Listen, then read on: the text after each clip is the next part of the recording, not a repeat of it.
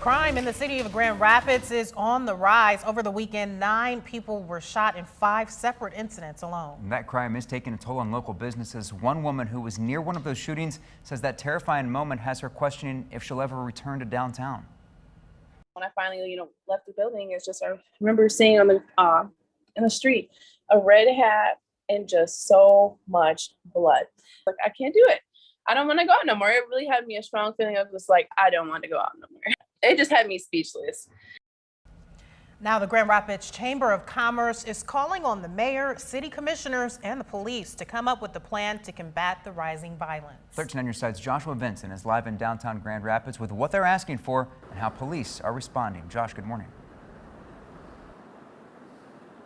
Hey, good morning, Jay and Emily. Just last week, the Chamber of Commerce sent a letter to city officials saying more needs to be done in addressing the violence across Grand Rapids, calling it, quote, unacceptable. Over the weekend, the city saw another rash of shootings, including one downtown near a Poplar bar where 4 people were shot, leaving 1 person in serious condition. The Grand Rapids Chamber of Commerce is calling on city leaders to come up with a plan to not just keep the businesses downtown safe, but to keep the city as a whole safe.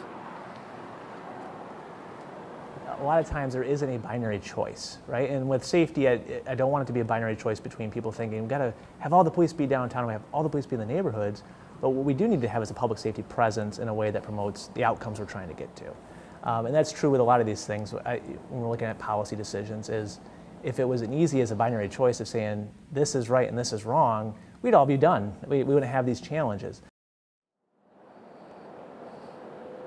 Now, the Grand Rapids Police Union weighing in on the uptick in violence, citing the lack of support by city officials is to blame. The union said in a statement in part, quote, it has been a very violent summer in GR, to say the least. This is what defunding gets you. GRPD has been indirectly defunded by the lack of support from city officials. Now, Chief Winstrom tells us that he hasn't noticed that anyone with the city condemning the police, but he did say that he wants his officers to receive the same amount of support and respect that he receives from City Hall. He will address the city commissioners meeting next week, saying how his department will keep Grand Rapids safe amid the uptick in violence. We're live downtown this morning. Joshua Benson, 13 on your side.